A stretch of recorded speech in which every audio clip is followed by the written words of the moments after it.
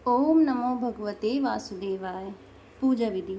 बृहस्पतिवार को जो भी स्त्री पुरुष व्रत करे उनको चाहिए कि वह दिन में एक ही समय भोजन करें, क्योंकि बृहस्पतिश्वर भगवान का इस दिन पूजन होता है। भोजन पीले चने की दाल आदि का करें, परंतु नमक नहीं खाएं, और पीले वस्त्र पहनें। पीले ही फलों का प्रयोग कर पीले चंदन से पूजन करें। पूजन के बाद प्रेम पूर्वक गुरु महाराज की कथा सुननी चाहिए। इस व्रत को करने से मन की इच्छाएं पूरी होती हैं और बृहस्पति महाराज प्रसन्न होते हैं तथा धन, पुत्र, विद्या तथा मनवांछित फलों की प्राप्ति होती है। परिवार को सुख शांति मिलती है। इसीलिए यह व्रत सर्वश्रेष्ठ और अति फलदायक सब स्त्री व पुरुषों के लिए है। इस व्रत में केले का पूजन करना चाहिए। कथा और पूजन के समय तन मन क्रम वचन से शुद्ध होकर जो इच्छा हो बृहस्पति देव से प्रार्थना करनी चाहिए। उनकी इच्छाओं को बृहस्पति देव अवश्य पूर्ण करते हैं, ऐसा मन में दृढ़ विश्वास रखना चाहिए। श्री बृहस्पतिवार व्रत कथा। भारतवर्ष में एक राजा राज्य करता था। वह बड़ा प्रतापी और दानी था। वह नित्य गरीबों और ब्राह्मणों की सहायता करता था। यह बात उसकी रानी को अच्छी नहीं लगती थी। वह न ही गरीबों को दान देती, न ही भगवान का पूजन करती थी, और राजा को भी दान देने से मना किया करती थी। यह बात एक दिन राजा शिकार खेलने वन को गए हुए थे, तो रानी महल में अकेली थी। उसी समय बृहस्पति देव साधु के वेश में राजा के महल में भिक्षा के लिए गए और भिक्षा मांगी। रानी ने भिक्षा देने से इनकार किया और कहा, हे साधु महाराज, मैं तो इस दान पुण्य से तंग आ गई हूँ। मेरा पति सारा धन लुटाता रहता है। मेरी इस इच्छा है कि हमारा धन नष्ट हो जाए, फिर ना रहेगा बांस और ना बजेगी बांसुरी। साधु ने कहा, देवी तुम तो बड़ी अजीब हो। धन संतान तो सभी चाहते हैं, पुत्र और लक्ष्मी तो पापी के घर भी होना चाहिए। यदि तुम्हारे पास अधिक धन है तो भूखों को भोजन दो, प्यासों के लिए प्याऊ बनवाओ, मुसाफिरों के लिए धर्मशालाएं खुलवाओ। जो निर्धन अपनी कुंवारी कन्याओं का विवाह नहीं कर सकते उनका विवाह करा दो। ऐसे और कई काम हैं जिनके करने से तुम्हारा यश लोक परलोक में फैलेगा। परंतु रानी पर उपदेश का कोई प्रभाव ना पड़ा। वह बोली, महाराज आप मुझे कुछ ना समझाएं, मैं ऐसा धन नहीं चाहती जो हर जगह बांटती फिरूं। साधु ने उत्तर दिया, यदि तुम्हारी ऐसी इच्छा है तो तथास्तु। तुम ऐसा करना कि बृहस्पतिवार को घर लीपकर पीली मिट्टी से अपना सिर धोकर भट्टी चढ़ाकर कपड़े धोना। ऐसा करने से आपका सारा धन नष्ट हो जाएगा। इतना कहकर वह साधु महाराज वहां से अलोप हो गए। जैसे वह साधु कहकर गया था, रानी ने वैसा ही किया। 6 बृहस्पतिवार ही बीते थे कि उसका समस्त धन नष्ट हो गया और भोजन के लिए दोनों तरसने लगे, सांसारिक भोगों से दुखी रहने लगे। तब वह राजा रानी से कहने लगा कि तुम यहाँ पर रहो, मैं दूसरे देश को जाता हूँ, क्योंकि यहाँ पर मुझे सभी मनुष्य जानते हैं, इसीलिए कोई कार्य भी नहीं कर सकता। देश चोरी परदेश भीख बराबर है। ऐसा कहकर राजा परदेश चला गया। वहां जंगल को जाकर लकड़ी काटता और उसे शहर में बेचता। इस तरह जीवन व्यतीत करने लगा। एक दिन दुखी होकर जंगल में एक पेड़ के नीचे निश्चित रूप से आसन जमाकर बैठ गया। वह अपनी दशा को याद करके व्याकुल होने लगा। बृहस्पतिवार का दिन था। एकाएक उसने देखा कि निर्जन वन में एक साधु प्रकट हुआ। वह साधु वेश में स्वयं बृहस्पति देवता थे। लकड़हारे के सामने आकर बोले, हे लकड़हारे, इस सुनसान जंगल में तू चिंता मग्न क्यों बैठा है? लकड़हारे ने दोनों हाथ जोड़कर प्रणाम किया और उत्तर दिया, महात्मा जी आप सब कुछ जानते हैं, मैं क्या कहूँ। यह कहकर वह रोने लगा और साधु को आत्मकथा सुनाई। महात्मा जी ने कहा, तुम्हारी स्त्री ने बृहस्पति के दिन वीर भगवान का निरादर किया है, जिसके कारण रुष्ट होकर तुम्हारी यह दशा कर दी गई है। अब तुम चिंता को दूर करके मेरे कहने पर चलो तो तुम्हारे सब कष्ट दूर हो जाएंगे और भगवान पहले से भी अधिक संपत्ति देंगे। ये तुम बृहस्पति के दिन पाठ किया करो। 5 रुपए के चने मुनक्का मंगवाकर उसका प्रसाद बनाओ और शुद्ध जल के लोटे में शक्कर मिलाकर अमृत तैयार करो। कथा के पश्चात अपने सारे परिवार और सुनने वाले प्रेमियों में अमृत व प्रसाद बांटकर आप भी ग्रहण करो। ऐसा करने से भगवान तुम्हारी सब मनोकामनाएं पूरी करेंगे। साधु के ऐसे वचन सुनकर लकड़हारा बोला, हे प्रभु, मुझे लकड़ी बेचकर इतना पैसा नहीं मिलता जिससे भोजन करने के उपरांत कुछ बचा सकूं। रात्रि में मैंने अपनी स्त्री को व्याकुल देखा है। मेरे पास कुछ भी नहीं है जिससे उसकी खबर मंगा सकूं। साधु ने कहा, हे लकड़हारे, तुम किसी बात की चिंता मत करो। बृहस्पति के दिन तुम रोजाना की तरह लकड़ियां लेकर शहर को जाओ। तुमको रोज से दुगना धन प्राप्त होगा, जिससे तुम भली भांति भोजन कर लोगे और बृहस्पति देव की पूजा का सामान भी आ जाएगा। इतना कहकर साधु वहां से अंतर्ध्यान हो गए। धीरे धीरे समय व्यतीत होने पर फिर बृहस्पतिवार का दिन आया। लकड़हारा जंगल से लकड़ी काटकर किसी शहर में बेचने गया। उसे उस दिन और दिन से अधिक पैसा मिला। राजा ने चना गुड़ आदि लाकर गुरुवार का व्रत किया। उस दिन से उसके सभी क्लेश दूर हुए। परंतु जब दोबारा गुरुवार का दिन आया तो बृहस्पतिवार का व्रत करना भूल गया। इस कारण बृहस्पति भगवान नाराज हो गए। उस दिन से उस नगर के राजा ने विशाल यज्ञ का आयोजन किया तथा शहर में यह घोषणा करा दी कि कोई भी मनुष्य भोजन ना बनावे, ना आग जलावे। समस्त जनता मेरे यहाँ भोजन करने आवे। इस आज्ञा को जो न मानेगा उसके लिए फांसी की सजा दी जाएगी। इस तरह की घोषणा संपूर्ण नगर में करवा दी गई। राजा की आज्ञानुसार शहर के सभी लोग भोजन करने गए, लेकिन लकड़हारा कुछ देर से पहुंचा। इसीलिए राजा उसको अपने साथ घर ले गए और ले जाकर भोजन करा रहे थे तो रानी की दृष्टि उस खूंटी पर पड़ी जिस पर उसका हार लटका हुआ था। वह वहां पर दिखाई न दिया। रानी ने निश्चय किया कि मेरा हार इस मनुष्य ने चुरा लिया है। उसी समय पुलिस को बुलवाकर उसको जेल खाने में डलवा दिया। जब लकड़हारा जेल खाने में पड़ गया और बहुत दुखी होकर विचार करने लगा कि न जाने कौन से पूर्व जन्म के कर्म से मेरे लिए दुख प्राप्त हुआ है, और उसी साधु को याद करने लगा जो कि जंगल में मिला था। उसी समय तत्काल बृहस्पति देव साधु के रूप में प्रकट हो और उसकी दशा को देखकर कहने लगे, अरे मूर्ख, तूने बृहस्पति देव की कथा नहीं करी, इस कारण तुझे यह दुख प्राप्त हुआ है। अब चिंता मत कर, बृहस्पतिवार के दिन जेल खाने के दरवाजे पर 4 पैसे पड़े मिलेंगे, उनसे तू बृहस्पति देव की पूजा करना, तेरे सभी कष्ट दूर हो जाएंगे। बृहस्पति के रोज उसे 4 पैसे मिले। लकड़हारे ने कथा कही। उसी रात्रि को बृहस्पति देव ने उस नगर के राजा को स्वप्न में कहा, हे राजा, तुमने जिस आदमी को जेल खाने में बंद कर दिया है वह निर्दोष है, वह राजा है, उसे छोड़ देना। रानी का हार उसी खूंटी पर लटका है। अगर तू ऐसा नहीं करेगा तो मैं तेरे राज्य को नष्ट कर दूंगा।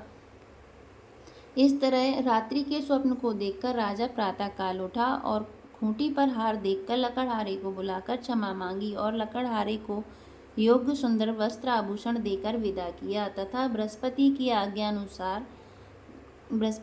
के आज्ञा अनुसार लकड़हारा अपने नगर को चल दिया। राजा जब अपने नगर के निकट पहुंचा तो उसे बड़ा आश्चर्य हुआ।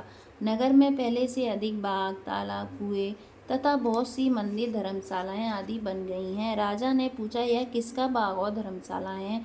तो नगर के सब लोग कहने लगे, यह सब रानी और बांदी के हैं। तो राजा को आश्चर्य हुआ और गुस्सा भी आया। जब रानी ने यह खबर सुनी कि राजा आ रहे हैं तो उसने बांदी से कहा कि हे दासी, देख, राजा हमको कितनी बुरी हालत में छोड़ गए थे। हमारी ऐसी हालत देखकर वह लौट न जाए, इसीलिए तू दरवाजे पर खड़ी हो जा। आज्ञानुसार दासी दरवाजे पर खड़ी हो गई। राजा आए तो उन्हें अपने साथ लिवा लाई। तब उन्होंने कहा, हमें यह सब धन बृहस्पति देव के इस व्रत के प्रभाव से प्राप्त हुआ है। राजा ने निश्चय किया कि 7 रोज बाद तो सभी बृहस्पति देव का पूजन करते हैं, परंतु मैं रोजाना दिन में 3 बार कहानी कहा करूँगा तथा रोज व्रत किया करूँगा। अब हर समय राजा के दुपट्टे में चने की दाल बंधी रहती तथा दिन में 3 बार कहानी कहता। एक रोज राजा ने विचार किया कि चलो अपनी बहन के यहाँ हो आवे। इस तरह निश्चय कर वह राजा घोड़े पर सवार हो अपनी बहन के यहाँ को चलने लगा। मार्ग में उसने देखा कि कुछ आदमी एक मुर्दे को लिए जा रहे हैं। उन्हें रोककर राजा कहने लगा, अरे भाइयों, मेरी बृहस्पति देव की कथा सुन लो। वे बोले, लो, हमारा तो आदमी मर गया है, इसको अपनी कथा की पड़ी है। परंतु कुछ आदमी बोले, अच्छा कहो, हम तुम्हारी कथा भी सुनेंगे। राजा ने दाल निकाली और जब कथा आदि हुई तो मुर्दा हिलने लगा, और जब कथा समाप्त हो गई तो राम राम करके मनुष्य उठकर खड़ा हो गया। आगे मार्ग में उसे एक किसान खेत में हल चलाता मिला। राजा ने उसे देखा और उससे बोला, अरे भैया, तुम मेरी बृहस्पति देव की कथा सुन लो। किसान बोला, जब तक मैं तेरी कथा सुनूंगा तब तक 4 हरैयाँ जोत लूंगा। जा अपनी कथा किसी और को सुनाना। इस तरह राजा आगे चलने लगा। राजा के हटते ही बैल पछाड़ खाकर गिर गए और उसके पेट में बड़ी जोर से दर्द होने लगा। उस समय उसकी माँ रोटी लेकर आई। उसने जब यह देखा तो अपने पुत्र से सब हाल पूछा और बेटे ने सभी हाल कह दिया। तो बुढ़िया दौड़ी दौड़ी उस घुड़सवार के पास गई और उससे बोली कि मैं तेरी कथा सुनूंगी, तू अपनी कथा मेरे खेत पर चलकर ही कहना। राजा ने बुढ़िया के खेत पर जाकर कथा कही, जिसके सुनते ही वह बैल उठ खड़े हुए तथा किसान के पेट का दर्द बंद हो गया। राजा अपनी बहन के घर पहुंचा। बहन ने भाई की खूब मेहमानी की। दूसरे रोज राजा प्रातः काल जगा तो वह देखने लगा कि सब लोग भोजन कर रहे हैं। राजा ने अपनी बहन से कहा कि ऐसा कोई मनुष्य है जिसने भोजन ना किया हो, वह मेरी बृहस्पति देव की कथा सुन ले। बहन बोली, हे भैया, यह देश ऐसा ही है। पहले यहाँ लोग भोजन करते हैं, बाद में अन्य काम करते हैं। अगर कोई पड़ोस में हो तो देख आऊं।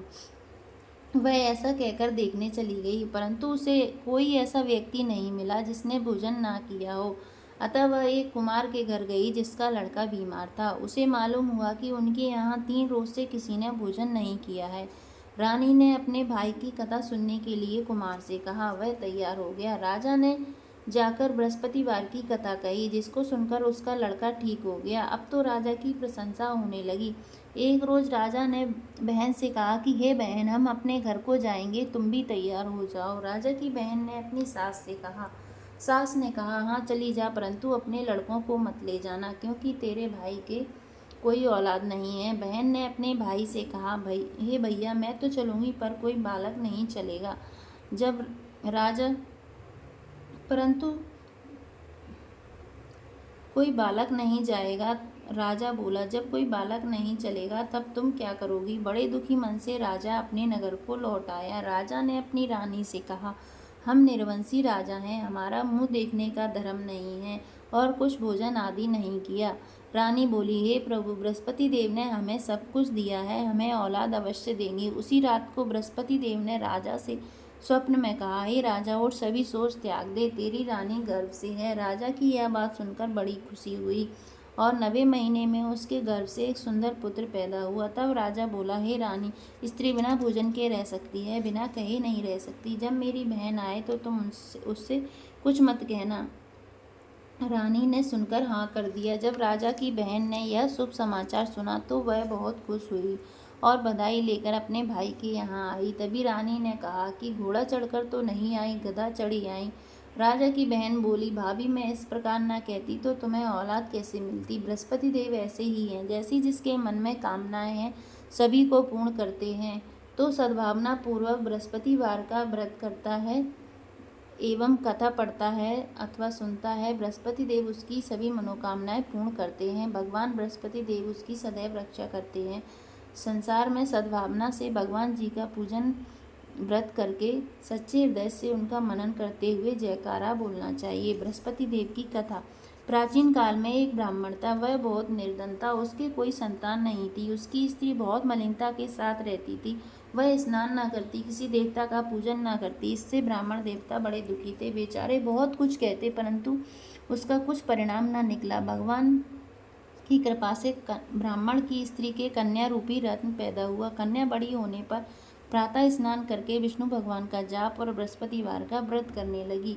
अपने पूजन पाठ को समाप्त करके स्कूल जाती तो अपनी मुट्ठी में जौ भर के ले जाती और पाठशाला के मार्ग में डोलती जाती।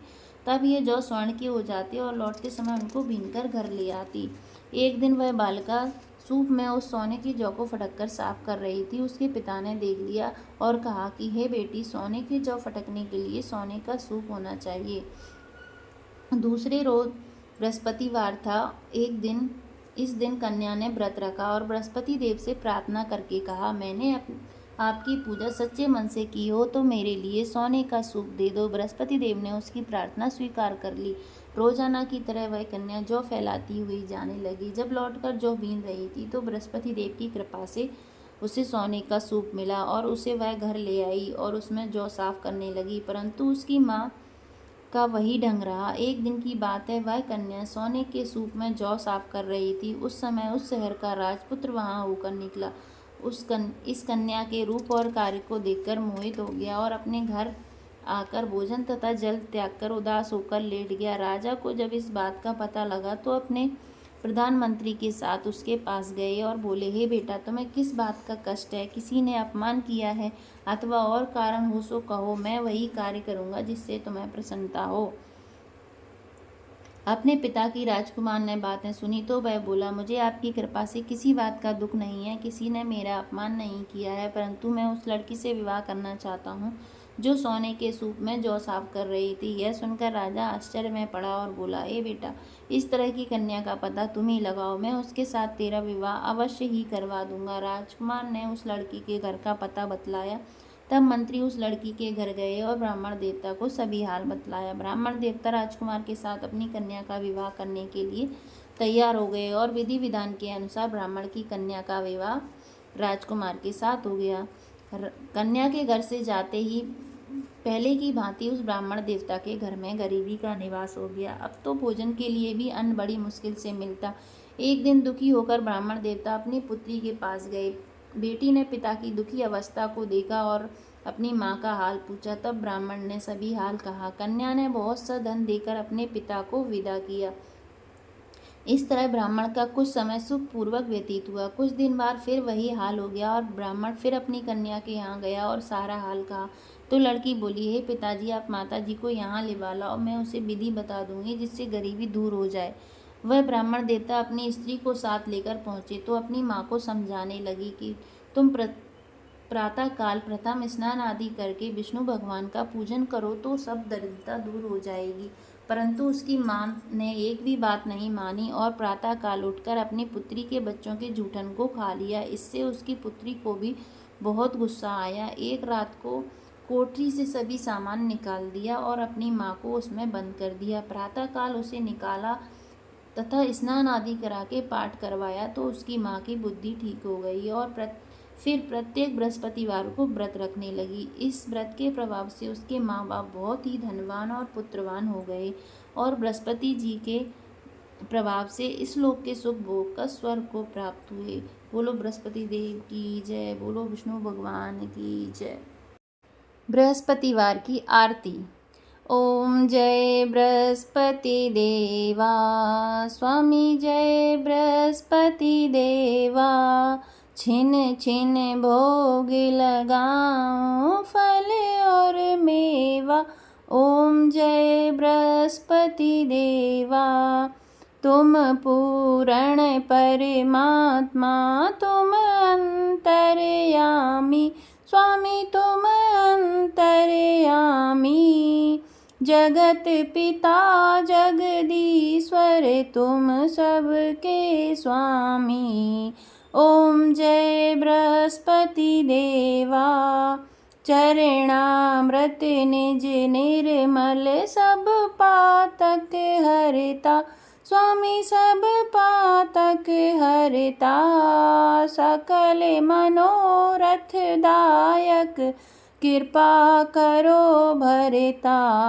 ओम जय बृहस्पति देवा, तन मन धन अर्पण कर जो कोई शरण पड़े, स्वामी जो कोई शरण पड़े। प्रभु प्रकट तब हो कर आकर द्वार खड़े।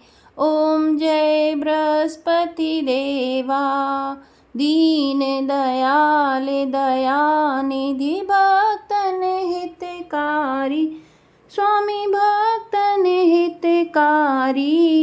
पाप दोष सब हरता, भव बंधन हारी।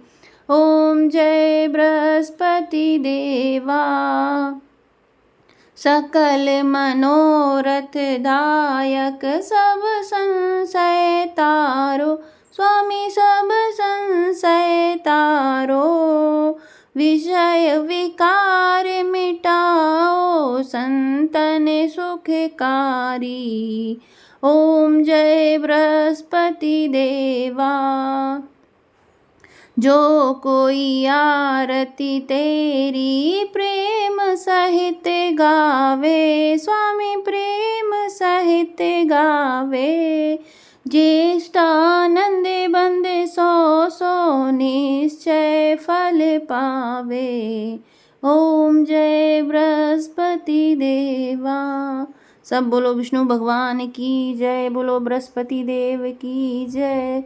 अगर आपको आज की कथा पसंद आई हो तो वीडियो को लाइक एंड चैनल को सब्सक्राइब जरूर करें। धन्यवाद।